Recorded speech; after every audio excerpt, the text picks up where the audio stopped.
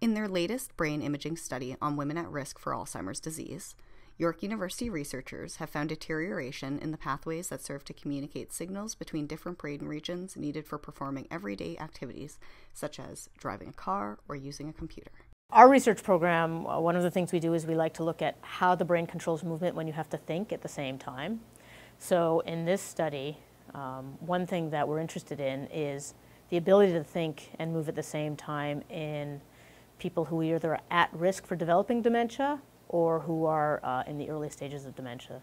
And we had to do a task where they had to think and move at the same time, a fairly simple task. And then what we did outside of that task is we did a scan of their brains to look at how the different brain areas were talking to each other.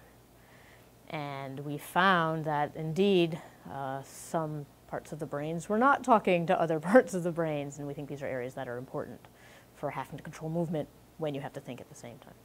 Our main finding was that on this visual motor task that we use, so it's a computerized touchscreen task, and we found that performance on this task in women who were at increased risk of developing Alzheimer's disease was associated with disruption in brain communication, so specifically in what we call white matter tracts, so those are the wires that connect different parts of the brain, and we found that there was a decrease in the integrity of that white matter in women who performed poorly on our task. Up to this point, Kara's done a few studies where we've shown that this fairly simple behavioral task seems to be reflecting changes in the way the brain is communicating so that you have difficulty thinking and moving at the same time. And it's actually caused a bit of alarm among the community because, well, goodness, if we have people who have no cognitive signs, no obvious cognitive signs, some of these at-risk folks are middle-aged women who have no self-reported problems.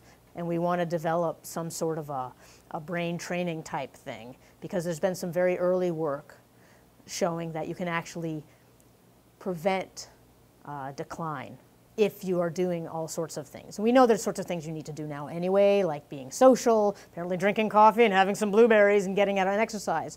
But we really want to focus on getting people to do these tasks where different parts of the brain are forced to talk to one another. We think that this is going to be a good way going forward to take this type of research and give it tools for people that can actually do something. We think it's really important, based on our work, to have to actually combine different domains that have traditionally been very separate. So thinking things and moving things have always been separate. And so we're just saying, you know what, it's actually pretty easy to combine those things in a gaming-like situation. And brains are really good at finding other ways to do things. Like if you have an injured thumb muscle, you're really good at figuring out another way to text, right? We can get around it. Brains are the same way. So if you can get the different brain areas talking to each other in slightly different ways, and you can train them to do that. So a video game-like tool developed from the touchscreen thinking and moving tasks used in the study by these YorkU researchers may be the next step in helping to improve communication between brain regions.